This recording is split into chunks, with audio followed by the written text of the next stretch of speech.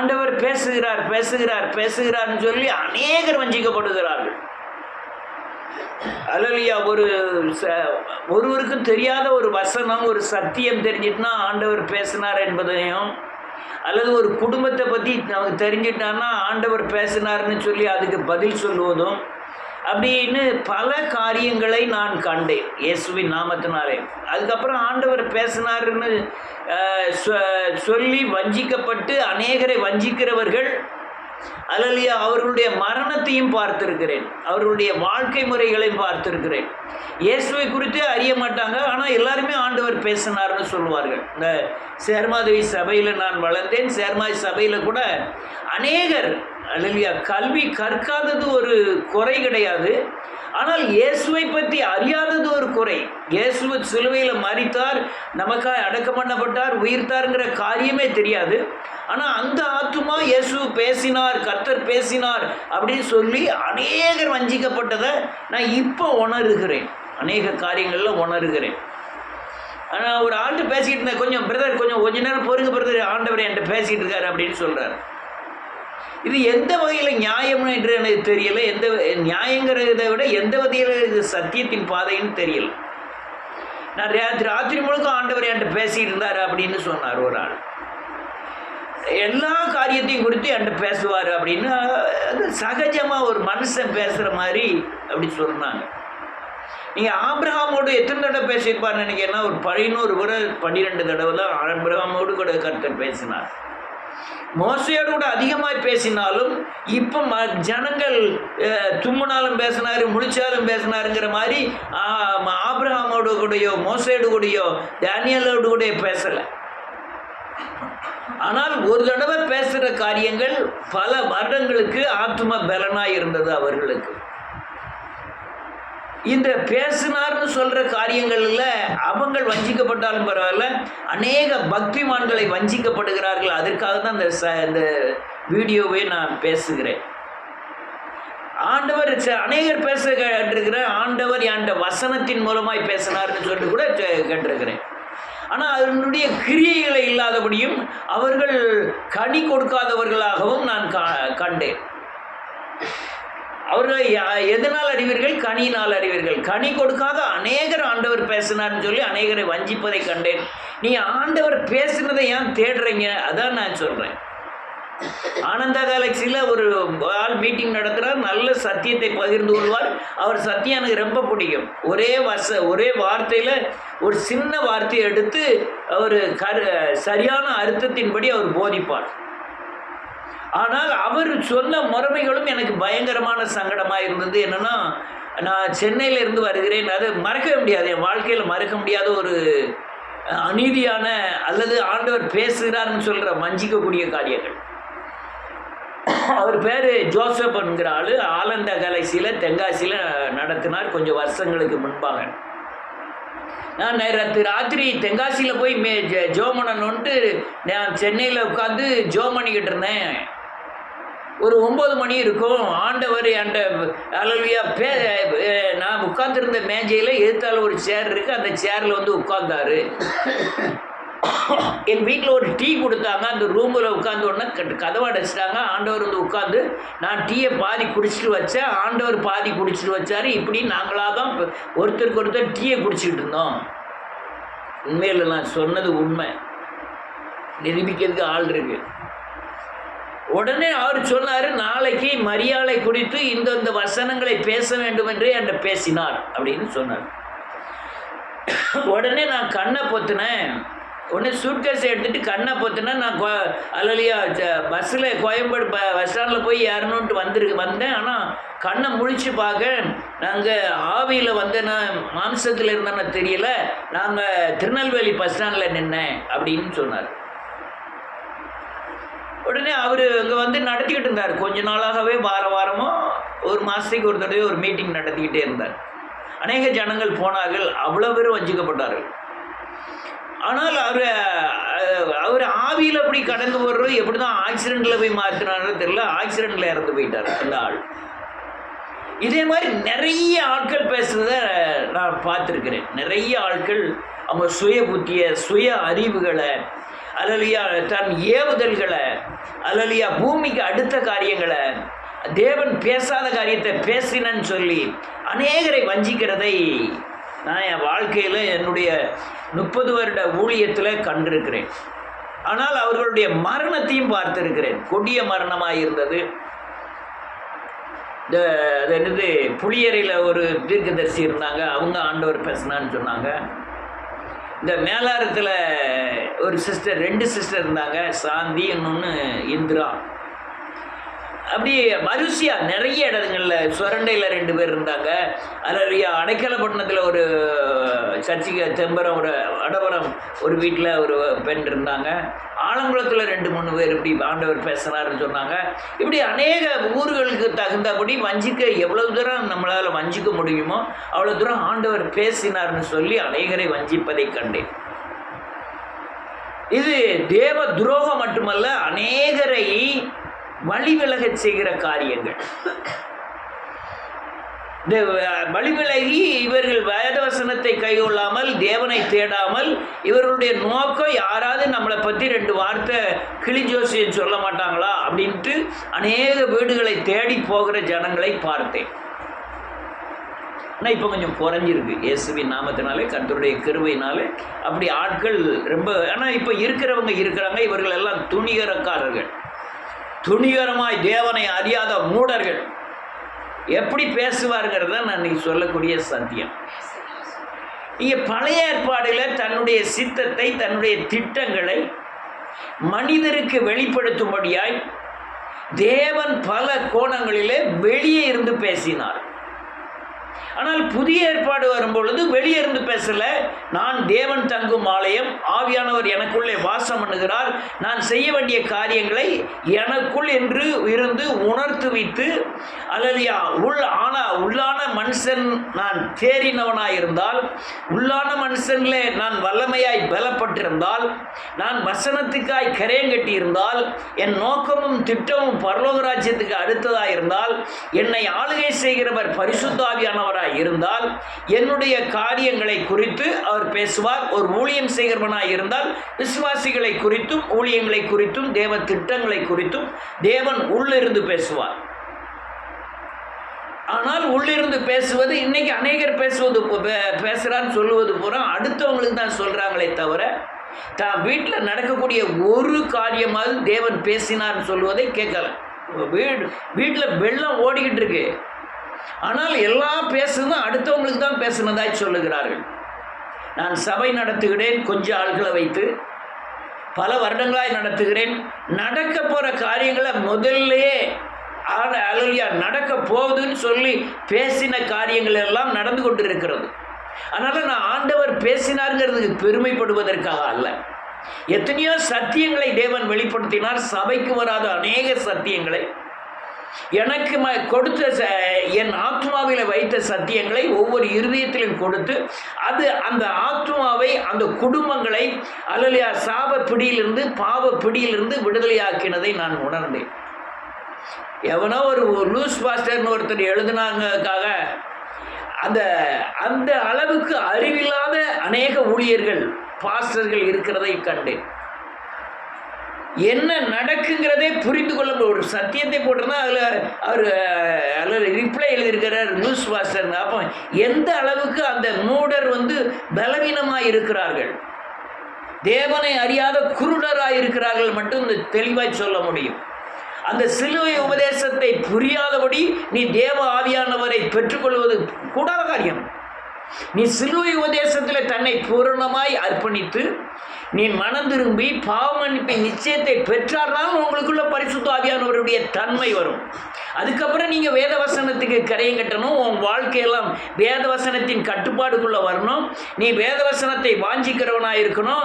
நீ பிசாசை ஜெயிக்கிறவனாக இருக்கணும். ஜெயிச்ச காரியத்துக்கு நன்றி சொல்கிறவனாக இருக்கணும்.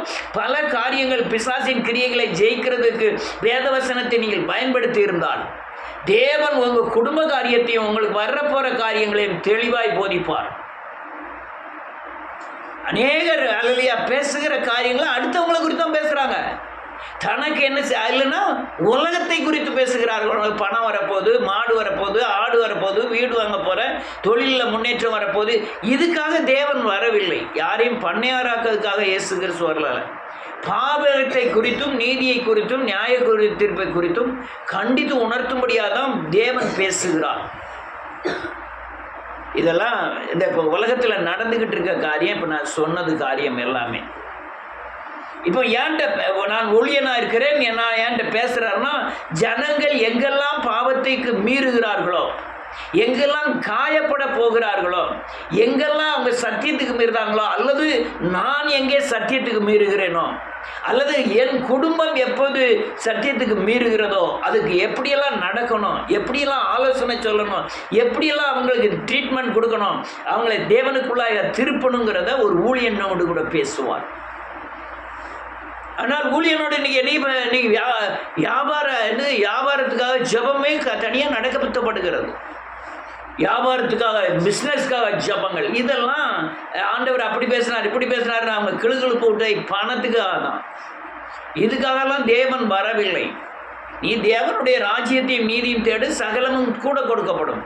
சரி, போகட்டும். பழைய ஏற்பாடில் வெளியே இருந்து பேசினார். முத பேசினது ஆதாமோடு பேசினார். என்ன பேசினார்? ஆதாமே நீ எங்கே இருக்கிறாய் அப்படின்னு பேசினார்.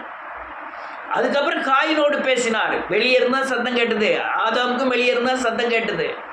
இவன் சாபத்திற்கு அந்த மகிமை அவனை விட்டு கடந்த உடனே, அல்லேலூயா, தேவ சாயலை அவன் பாவம் செய்து இழந்த உடனே, அல்லேலூயா, தேவனுடைய பிரசன்னத்தை அவன் இழந்த உடனே தேவ சத்தம் அவன் காதில் ஒலித்தது.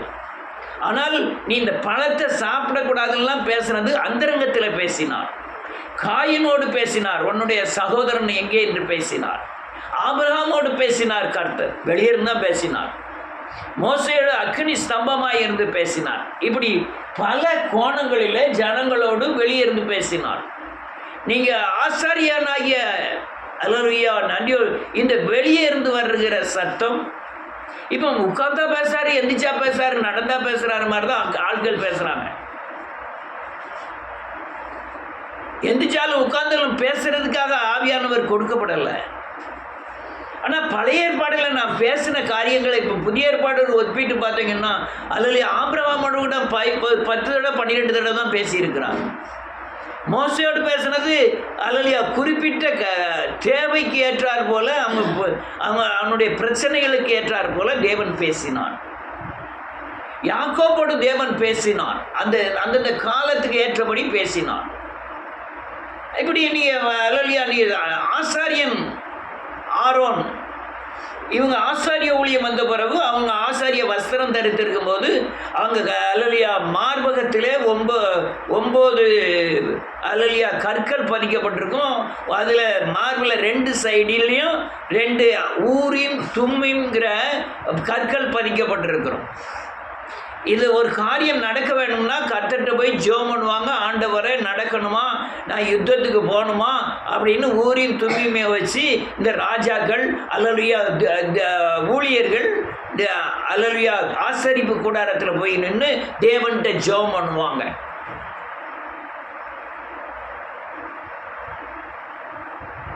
அப்படி ஜெபம் பண்ணும்போது அல்லலுயா தேவன் பேசுவார். எப்படி பேசுவார்னா, அப்போ சத்தம் கேட்கல. இந்த ஊரின் தும்மிங்கிறதுக்கு அல்லலியா இதில் ஒரு வெளிச்சம் அடித்த மாதிரி அடிக்கும். அப்போ ஆண்டவர் அல்லலியா ஆண்டவர் பேசுகிறாருங்கிறதுக்கு அதான் அர்த்தம். எப்படி தாவீது யுத்தத்துக்கு போகும்போது முஸ்கட்டை செடியில் ஓரமாக போய் அந்த முஸ்கட்டை செடி முன்னால் போய் நின்று அந்த முனி கொழுந்தானது ஒரு சத்தம் கேட்கும், அப்போ நீ யுத்தத்துக்கு போகணும் அர்த்தம்னு சொன்னாரோ, அப்படி பல கோணங்களிலே மனுஷனோடு பேசினார்.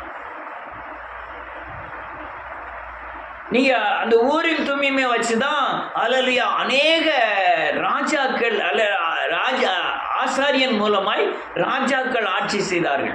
உடனே ஏதாவது பிரச்சனைன்னா உடனே ஆலயத்துக்கு போய் ஆசாரியன்ட்டு போய் கேட்பாங்க. அந்த ஊரின் தும்மிங்கிற அந்த கற்களை வைத்து கண்டுபிடித்தார்கள்.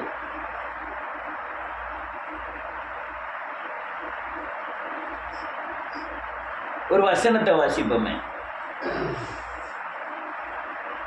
யாத்திராகமத்தின் புஸ்தகம்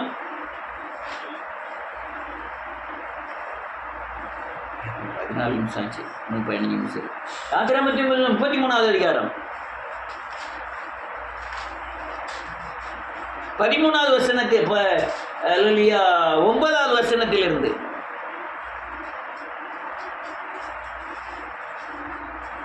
மோசே கூடாரத்துக்குள் பிரவேசிக்கையில் மேகஸ்தம்பம் இறங்கி கூடார வாசலில் நின்றது. கர்த்தர் மோசேயோடு பேசினார். ஜனங்கள் எல்லோரும் மேகஸ்தம்பம் கூடார வாசலில் நிற்க கண்டார்கள். ஜனங்கள் எல்லோரும் எழுந்திருந்து தங்கள் கூடார வாசலில் பணிந்து கொண்டார்கள். போதும், தேவன் மேக ஸ்தம்பத்தில் இருந்து பேசினார். நீங்க மறுரூபமலையில இயேசுவோடு பேசும்போது கூட மேகத்தில் இருந்தான் பேசினார். அல்லேலூயா. இந்த மேகத்தில் இருந்து பேசின தேவன் அந்த சத்தத்தை கண்டார்களே தவிர தேவன் உருவத்தை காணவில்லை. இந்த ஜோசப்ங்கிறவர் டீயை குடிச்சாரு, அவர் பக்கத்தில் உட்கார்ந்து இருந்தாருன்னு சொல்லலாம். எவ்வளவு பெரிய ஹம்பக்கு! அவருக்கு உருவம் இல்லை, இயேசுவுக்கு உருவம் இல்லை. அண்ணாமையா இந்த தாடி வச்சாரு படம்லாம் பார்க்குறீங்களா? அது இயேசு இல்லை, யாரோ வரைஞ்ச ஒரு போட்டோ. இயேசு இருந்தாலுமே அவர் மாம்சத்தில் வெளிப்பட்டாரே தவிர மாம்ச ரூபத்தில் வந்தது அவருடைய சாயல் அல்ல. அவர் அதற்காக அல்லேலூயா மனுஷ சாயல் ஆனார், மாம்ச ரூபத்தை எடுத்தார் இயேசு. அதனால இப்படி வந்து தாடியை வச்சுக்கிட்டு கம்பு வச்சுக்கிட்டு வந்து முன்னால நின்று பேசுவார்லாம் நினைக்க கூடாது. எலியாவோடு தேவன் பேசினார். அக்னி ஸ்தம்பத்திலிருந்து மோசே எடுத்து பேசினார். அக்னி ஸ்தம்பத்தில் பேசினார், எலியாவோடு பேசினார். வெளியேதான் சத்தம் கேட்டது, மேகத்தின் மூலமாய் சத்தம் கேட்டது. இப்படிதான் கர்த்தர் பேசினார். இன்னொரு வசனத்தை வாசிப்போம். சாமுவேலின் புத்தகம் 1 சாமுவேல் 23வது அதிகாரம்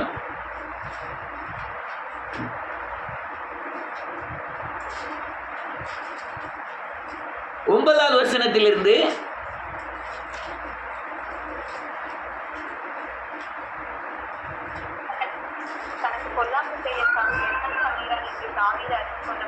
ஆமென்.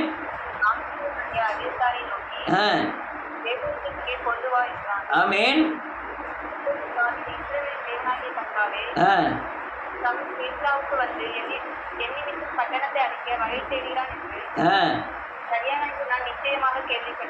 ஆமென்.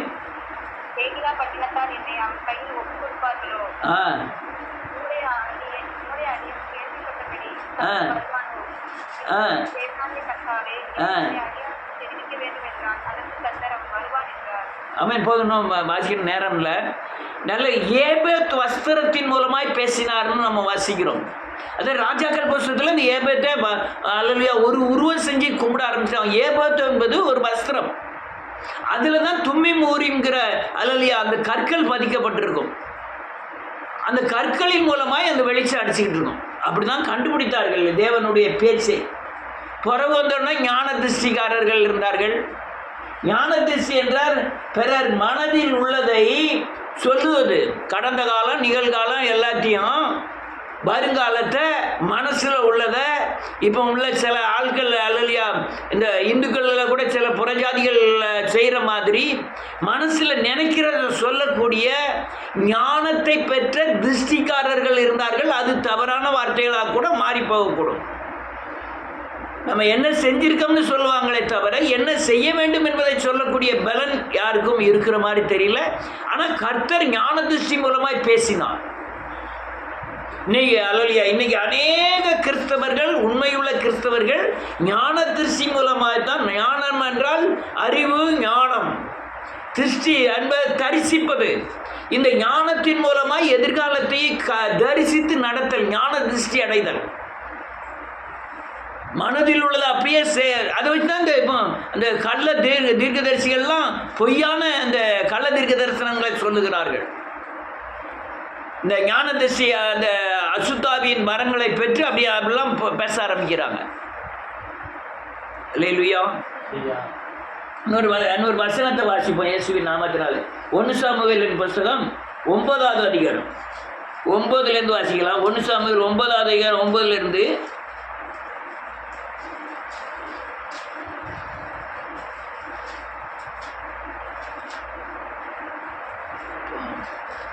10 நிமிஷம் முடிக்கணும். 9,009 இருந்து முற்காலத்தில் இஸ்ரவேலில் யாதொருவர் தேவனிடத்தில் விசாரிக்க போனார், ஞானதிருஷ்டிக்காரரிடத்திற்கு போவோம் வாருங்கள் என்பார்கள். நாளிலே தீர்க்கதரிசி எனப்படுகிறவர் காலத்தில் ஞானதிருஷ்டிக்காரனாய் இருந்தான். ஞானதிருஷ்டி ஞானத்தினால் சில அல்லது மனதில் உள்ளதை சொல்லவும் அல்லது பக்தியின் தன்மையினால் மனதில் உள்ளதை சொல்லவும் இருந்த ஞானதிருஷ்டிக்காரர்கள் இருந்தார்கள். ஆனால் அது பிற்காலத்தில் தீர்க்கதரிசிகளாய் மாறினார்கள், தீர்க்க தரிசன வரத்தை பெற்றார்கள். புதிய ஏற்பாட்டிலும் தீர்க்க தரிசனங்கள் வரங்கள் உண்டு. பழைய ஏற்பாட்டில் சொன்னது மனுஷரை கொல்வதற்காக, ராஜ்யத்தை பிடிப்பதற்காக, உலகத்தின் தன்மைக்காக தீர்க்க தரிசனம் சொல்லப்பட்டது. ஆனால் புதிய ஏற்பாடு தீர்க்க தரிசனமோ ஆத்மாவை மீட்டெடுப்பதற்காக, பிசாசை ஜெயிப்பதற்காக, உலகத்தில் உள்ள அல்லது ஆதிக்கங்களை ஒழிக்கத்தக்கதான தேவ ஆலோசனையை பெற்று தீர்க்க தரிசனமாய் சொல்ல வேண்டும். பழைய ஏற்பாடு தீர்க்க தரிசனம் வேறு, புதிய ஏற்பாடு தீர்க்க தரிசனம் வேறு. புதிய ஏற்பாடு தீர்க்க தரிசனங்கள் இந்த பூமிக்கு அடுத்தவைகள் அல்ல, பரலோக ராஜ்யத்திற்கு அடுத்தவைகள். பழைய ஏற்பாடு தீர்க்க தரிசனங்கள் பூமிக்கு அடுத்தவைகள். அதனால இந்த குழப்பக்கூடாது. இயேசுவின் நாமத்தினால தேவன் பேசினார்கள் தீர்க்க தரிசனம் சொல்றவங்களாம் எப்போ பயங்கர மோசம், பயங்கரமான மோசம். அநேகர் மாண்டதான் எனக்கு பயங்கர சங்கடம். அநேகர் கேன்சர் இருந்தால் செத்தாங்க. ஆண்டவர் பேசினார்னு சொல்லி தீர்க்க தரிசனம் சொன்னவங்க அநேகர் கேன்சர் வந்து செத்தாங்க. நீங்கள் எப்போனாலும் என்கிட்ட ஃபோன் பண்ணி கேட்கலாம், யாருன்னு கேட்கலாம். அவங்கள பூரா நான் சொல்ல ரெடி. அவங்க செத்த நிலைமைகள் பயங்கர மோசம். வேதம் சொல்லுது, நான் சொல்லாததை நீ சொல்ல என்று சொன்னால் உனக்கு ஐயோன்னு வேதம் சொல்லுது. நீ குற்றவாளியாய் தீர்க்காதபடி எச்சரிக்கையா. நீ யாரை குற்றவாளியாய் தீர்க்கிறாயோ நீ குற்றவாளியாய் தீர்க்கப்படுவாய்.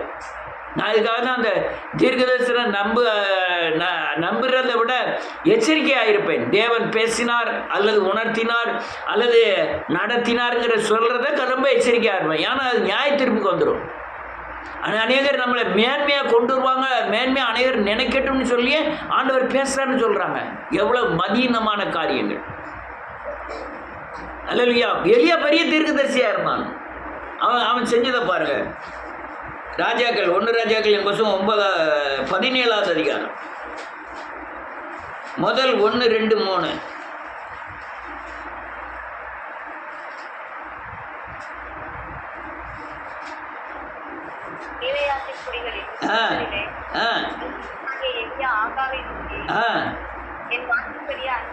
ஆமென்.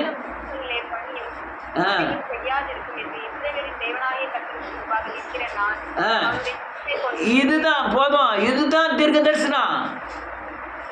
அல்லேலூயா. என் ஜீவனை கொண்டு சொல்லுகிறேன். நான் தேவனுக்கு முன்பாக நின்று அவருடைய வார்த்தையை பெற்று உங்களுக்கு அறிவிக்கிறேன். அல்லேலூயா. மழை பெய்யாதுன்னா பெய்யாது. இது தீர்க்க தரிசனம். இதெல்லாம் உறுதிப்படுத்தக்கூடிய தீர்க்க தரிசனங்கள். சொப்பனக்காரன் இருந்தான் யோசேப்பு. சொப்பனத்தில் என்னென்ன நடக்க போகுதுங்கிற பூராமே தேவன் பேசினார் அவன்கிட்ட. ஆனால் அது தீர்க்கதரிசனமானாலும் சரி, சொப்பனமானாலும் சரி, அது சுய பொருளை உடையது அல்ல. புதிய ஏற்பாடு வரும் பொழுது பழைய ஏற்பாடில் அல்லையா அந்த கதிர்கட்டு அவனுக்கு முன்னால் விழுந்தது, அதுக்கப்புறம் அவன் பார்வன் கண்ட சொப்பனங்கள் எல்லாமே அர்த்தத்தை சொல்லக்கூடிய சொப்பனக்காரனாக இவன் மாறினான். ஏன்னா இவன் சொப்பனம் கண்டு தேவனை உறுதிப்படுத்தி இருந்தான். புதிய ஏற்பாடு சொப்பனமானாலும் சரி, பழைய ஏற்பாடு சொப்பனமானாலும் சரி, தீர்க்க தரிசனமானாலும் சரி, அதுக்குரிய அர்த்தங்கள் ஆவிக்குரியதாய் மாற்றப்பட வேண்டும். அது எதில் இருக்கு? பேதுருவின் புஸ்தகம், 1 பேதுருவின் புஸ்தகம். நேரம் ஆகிட்டு 2 பேதுருவின் புஸ்தகம் 2 பேதுரு 1வது அதிகாரம் 16, 17, 18, 19.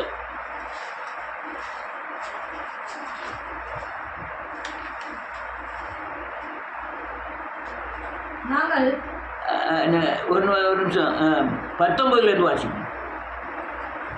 அதிக உறுதியான வசனமும் உண்டு. ஆமென். உதிக்கும் அளவும் ஆமென் பிரகாசிக்கின்ற விளக்கை போன்ற ஆமென் ஆமென் தீர்க்க தரிசனத்தோடு தேவ வசனத்தை கவனித்திருப்பது உனக்கு நல்லது. ஒரு ஆள் இருக்கிற எல்லாமே நம்பிடுறதா? உன் பாக்கெட்டில் பணம் வருது, தீர்க்க தரிசனம். உன் பல்லு புறம் தங்க பல்லா மாற போகுது, உன் அக்கௌண்ட்டில் பணம் வந்து விழ போகுது. அல்லையா, எவ்வளோ பெரிய போலித்தனங்கள். பழைய ஏற்பாடில் அந்த இடத்துல மனுஷன் செத்தான், தப்பு செஞ்சான். ஆனால் புதிய ஏற்பாடில் அல்லையா ஆத்மா சாகும். சரீரத்துக்கு கூட அவ்வளோ உபத்திரம் இல்லை. சில ஆட்களுக்கு பயங்கர உபத்திரம் உண்டாகுது. ஆனால் ஜனங்கள் துணிஞ்சு தீர்க்க தரிசனம் சொல்லுகிறார்கள். பணம் வரும், அது வரும், இது கொஞ்ச நாள் ஆச்சும் அங்கே காணவே இல்லை. யாரோ என்ன டெரிக்கா ஏதோ இன்னொரு ஆளுங்க இப்போ தென்காசி பஸ் ஸ்டாண்ட் பக்கத்தில் பேசினார். நோட்டீஸ் அடிச்சு கொடுங்க, 2 மாதத்தில் இந்த இடத்துல பூகம்பம் வரப்போகுதுன்னு சொன்னார். அப்போ இந்த குஜராத்லாம் பூகம்பம் வந்த காலங்கள். டேவிட் அவரை அலுவலியா கள்ள தீர்க்க தரிசின்னு எல்லா பக்கமும் நோட்டீஸ் அடிச்சு ஓட்டியிருக்கணும். அடுத்தால அவர் வந்தாலும் கூட நான் கூட்டம் நடத்துறதுக்கு அநேக ரெடியாக இருக்காங்க. அப்போ அநீதி அல்லையா கள்ள தீர்க்கதரிசிகளை உற்சாகப்படுத்துறதுக்கு அநேக ரெடியாக இருக்காங்க. அவர் அல்லையா கோட்டில் என்னது ரிமால் வச்சுக்கிட்டு ஒவ்வொரு ஆளுக்காக கொடுத்தாரு கர்ச்சிப்பு. எல்லாரும் இந்த இடத்துல 2 மாதத்துல அல்லையா பயங்கரமான என்னது பூகம்பம் வரப்போகிறது என்று கர்த்தர் என்னோடு பேசி கொண்டிருக்கிறார். அவர் எவ்வளவு அயோக்கியத்தனங்கள்.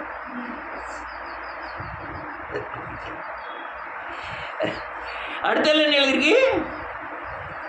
வேதத்தில் உள்ள எந்த தீர்க்க தரிசனமும் நல்ல காட்டுங்க. 2 பேதுருவின் புத்தகம் 1வது அதிகாரம் 20வது வசனத்துல வேதத்தில் உள்ள எந்த தீர்க்க தரிசனமும் சுய தோற்றமான பொருளை உடையதாய் இராதென்று அறிய வேண்டியது.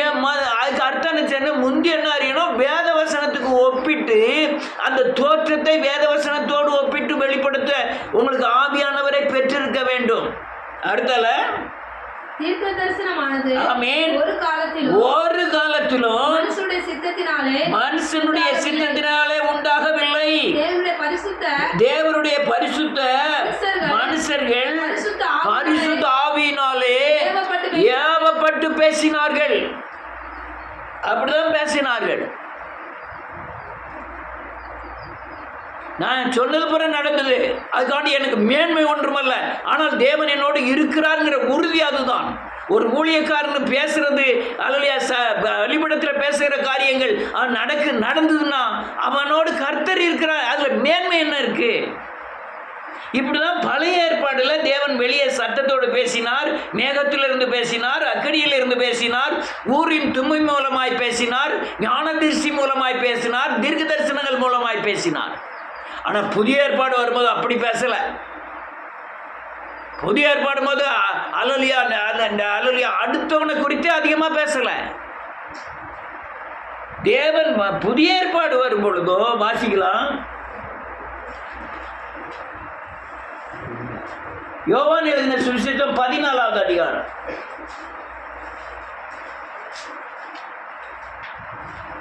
16வது வசனத்திலிருந்து வாசிக்கலாம். 16, 17, 17. 14வது அதிகாரம் 16வது வசனம் 17வது வசனம். யோவான் எழுதின சுவிசேஷம். நான் பிதாவை வேண்டிக் கொள்வேன். ஆமென். என்ன ஆவி? சத்தியத்தை அறிந்த சத்திய ஆவி ஆகிய அவர் தேற்றுவதற்காக சத்தியத்தை போதிக்கிற சத்திய ஆவியானவர். உங்களுக்கு புதிய ஏற்பாடு வரும்போது வேத வசனம் வேறு, வேத வசனத்தில் உள்ள கருப்பொருள் சத்தியம். அந்த சத்தியத்தின் விவரங்களை போதிப்பதற்காக உங்களுக்கு போதித்து உங்களை தேற்றும்படியாய் பரிசுத்த ஆவியானவர் கொடுக்கப்பட்டிருக்கிறார். அதுதான் என் தீர்க்க தரிசனம். அடுத்தால காணாமலும் ஆமென் பெற்றுக்கொள்ள மாட்டாது.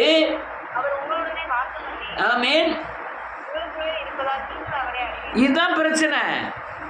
சத்தியாவிய இன்னைக்கு அநேகர் அறியலை. ஏன் தெரியுமா? சத்தியத்தை அறியல. சத்தியம்னா என்னன்னே தெரியல ஒருத்தருக்கும். பச்சையான கறி தான் போதிச்சு கொடு. நீங்க சத்தியாவியானவர் வரும்போது தான் உங்களுக்கு சத்தியத்துக்குள்ள சகல சத்தியத்துக்குள்ள உங்களை நடத்த முடியும். சத்தியம் என்றால் வேதவசனத்தில் மறைந்திருக்கிற கருப்பொருட்கள், அந்த ரங்கத்தில் இருக்கிற காரியத்தை வெளிப்படுத்துவதற்கு சத்திய ஆவியானவர் தெரியணும். 26வது வசனம், அதே அதிகாரத்தில் 26வது வசனம். அனுப்ப போகிற பரிசுத்த ஆவியாகிய தேற்றரவாளனே, ஆமென். எல்லாவற்றையும் உங்களுக்கு போதித்து நான் உங்களுக்கு சொன்ன எல்லாவற்றையும் உங்களுக்கு நினைவு கொண்டுவார். போதும், நான் முதல்ல சொன்ன எல்லாவற்றையும் உனக்கு நினைப்பூட்டு சகல சத்தியத்திற்குள்ள உங்களை நடத்துவார். அவர் பாவத்தை குறித்தும் நீதியை குறித்தும் நியாய தீர்ப்பை குறித்தும் கண்டித்து உணர்த்துவார். ஆனால் இப்போ என்னை எப்படி பேசுகிறாரு ஆண்டவர்? அடுத்தவங்களை குறித்து பேசுகிறார். நீ அது சரியில்லை, நீ இது சரியில்லை, நீ அப்படி செய்யணும். நான் சபை நடத்துகிறேன். சபையில் ஒவ்வொரு மனிதருக்குள்ளும் என்ன ஆவிக்கிரியை செய்கிறது, அவங்க சாபத்தில் இருக்காங்களா, பாவத்தில் இருக்காங்களா, மாம்சத்துக்கு இடம் கொடுக்குறாங்களா, அல்லது விக்கிரக பிடியில் இருக்காங்களா, இல்லை செய்வன பிடியில் இருக்காங்களான்னு அலசி ஆராய்ந்து அவர்களுக்கு சத்தியத்தின்படி ஆலோசனை கொடுத்து அந்த ஆலோசனை அநேகருக்கு போய் சென்று அநேகர் மீட்கப்படுகிறார்கள். இதுதான் ஆண்டவர் பேசுறது. அல்லையா, குற்றவாளியாய் தீர்ப்பதற்கல்ல. நீ நல்லா இல்லைன்னு சொல்றதுக்கு பிசாசு இருக்கான் போதும். நான் சரியில்லைன்னு சொல்றதுக்கு தான் எனக்கு தேவன் தேவை. நான் இன்னும் ஒரு படிப்பு மேலே பண்ணணும். நான் அடுத்தவங்களை குற்றவாளியை தீர்க்க எனக்கு அவசியம் இல்லை. ஆனால் நான் பார்க்குற எனக்கு கொடுக்கப்பட்டிருக்க பொறுப்பு அது. அதனால தான் நான் அடுத்தவர்களை பலவீனங்களை நான் தாங்க வேண்டியதாக இருக்குது, குற்றங்களை நான் சொல்ல வேண்டியதாக இருக்குது. நான் இதை இன்னைக்கு இல்லை 1000 தடவை சொல்லியிருக்கிறேன். ஆனால் இந்த பொறுப்பு எனக்கு இல்லைன்னா நான் உண்டு, என்னுடைய மனைவி உண்டு, என் பிள்ளைகள் உண்டு. அவர்களுடைய பாவத்திலிருந்து சாபத்திலிருந்து விடுதலை ஆவதற்கு என்ன வழிகள் உண்டோ, எப்படி ஜெபம் பண்ணணுமோ, எப்படி தேவனை சேவிக்கணுமோ அப்படி சேவிச்சுட்டு போயிருப்பேன். ஆனால் விசுவாசி அதை செய்யக்கூடாது. விசுவாசி தேற்றவர்களாக தான் மாறணுமே தவிர குற்றவாளியாய் தீர்க்கிறவர்களாய் மாறக்கூடாது. உலக ஆசைக்கா அதை தருவார் இதை தருவார்னு சொல்வது பக்க அயோக்கியத்தனங்கள். இன்னொரு வசனத்தை வாசிப்போம். பவுலை சந்தித்த விதம். அப்போஸ்தலர் நடவடிக்கைகள் புத்தகம் 9வது அதிகாரம் 1 வாசிக்கலாம்.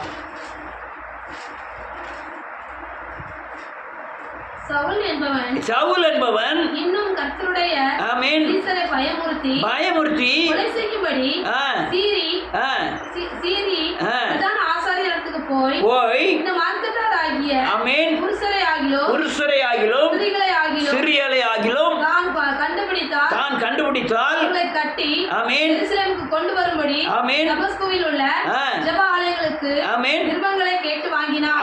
3வது வசனம் ரொம்ப முக்கியம். வாசிய அவன் வேகமா பிரயாணமாய் மாம்சத்தின் எண்ணத்துல உலகத்தின் பிடியில பிசாசின் ஆளப்பட்டவனாய் போகையில தமஸ்குக்கு சமீபித்த போது வானத்திலிருந்து ஒரு ஒளி சுற்றி பிரகாசித்தது. இதுதான் தேவன் பேசுகிற விதங்கள். புதிய ஏற்பாடு வரும் பொழுது பழைய ஏற்பாடு மேகத்திலிருந்து பேசினவர், புதிய ஏற்பாடு வரும்போது பிரசன்னத்தில் பேசுகிறார். பழைய ஏற்பாடு வரும்போது அக்னி நடுவாய் பேசினவர் உங்களை அக்னியாய் மாற்றி பேசுகிறார். இவன் சுற்றுச்சூழல் ஒளி பிரகாசித்தது, அது பேரொளியா இருந்தது, அந்த ஒளி தான் அக்னி. புதிய ஏற்பாடு வரும்போது தேவன் தன்னுடைய சாயலை உங்களுக்கு வைத்து சாயலின் மகிமையாய் உங்களை மாற்றி அதன் மூலமாக உங்களோடு பேசுகிறார். இந்த ஒளி அக்னிமயமான ஒளி அவனை சுற்றி பிரகாசித்தது. அவன் சிறைச்சாலையில் இருக்கும்போது தேவதூதர் பேசுகிறார். அது மகிமையினால் உண்டான ஒரு தேவன் வெளிப்படுகிற காரியங்கள். அடுத்த நிலைக்கு 4வது வசனம்.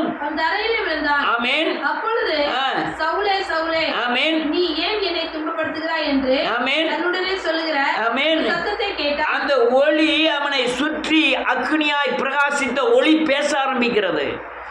புதிய ஏற்பாடு வரும் பொழுது நீ மனம் திரும்பி பாவ மன்னிப்பை நிச்சயத்தை போற்றி இயேசுவை போல மாறும் பொழுது உன் மேல் காணப்படுகிற மகிமையினாலே உங்களுக்குள் இருந்து தேவன் பேசுவார்.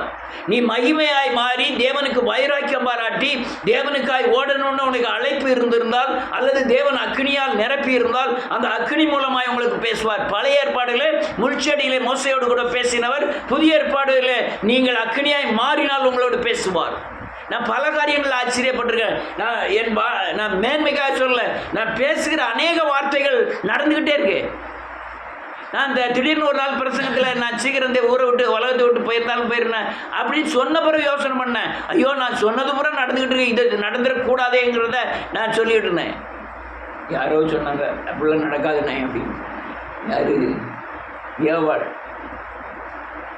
அல்லேலூயா. அது நடக்காதியான்னு கேட்டால் எலியா சாகுன்னு நினச்சா உடனே எடுக்கவும் இல்லை. யோனா சாகுன்னு நினச்சாரா? எடுக்கவும் இல்லை. அவர் திட்டத்தின்படி வைப்பார். இப்போ பேசக்கூடிய காரியங்களை புரிந்து கொள்ளுங்கள்.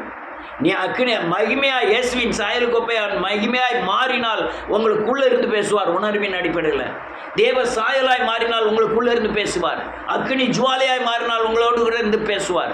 தேவ பிரசன்னத்தில் இருந்தால் உங்களோடு பேசுவார்.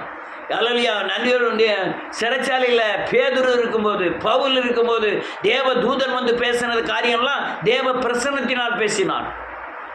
உணர்வின் அடிப்படையில், உள்ளான மனுஷனில் நீங்கள் இயேசுவை போல மாறினீங்க, அந்த உள்ளான மனுஷனுக்கு தான் வார்த்தை கொடுக்கப்படுகிறது. பேசுதல் உள்ளான மனுஷனுக்கு தான் பேசப்படுகிறது. அது இல்லாமல் நீங்கள் பழைய ஏற்பாடை புதிய ஏற்பாடோடு குழப்பக்கூடாது. நீங்கள் குழப்பினீங்கன்னா அந்தி கிறிஸ்து. பழைய ஏற்பாடு வேறு, புதிய ஏற்பாடு வேறு. பழைய ஏற்பாடு மாமிசத்துக்குரியது, நிழல். புதிய ஏற்பாடு நிஜம். நீங்கள் மறுரூபமானாதான் பேசுவார். நீங்கள் மறுரூபமாகலாம் பேச மாட்டார்.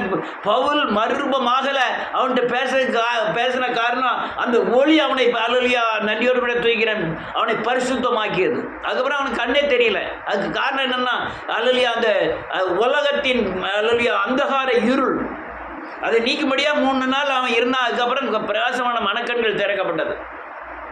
இதெல்லாம் காரியம். நாம் மறுரூபமாகாமல், இயேசுவை போல மாறாமல், அல்லேலூயா சாட்சியாக வாழாமல், அல்லேலூயா உங்களுக்கு மகிமை காணப்பட போவதில்லை, உங்கள் மேலே அக்கினி தெரிய போவதில்லை, உங்கள் பிரசன்னம் வெளிப்பட போகிறதில்லை. அப்படி வெளிப்பட்டால் தான் உங்களுக்குள்ளே இருந்து தேவன் பேசுகிற காரியங்கள் வெளிப்படும். இல்லைன்னா வெளிப்படாது. எப்படி பேசணும்னு இப்போ கற்றுக்கொண்டீர்கள்.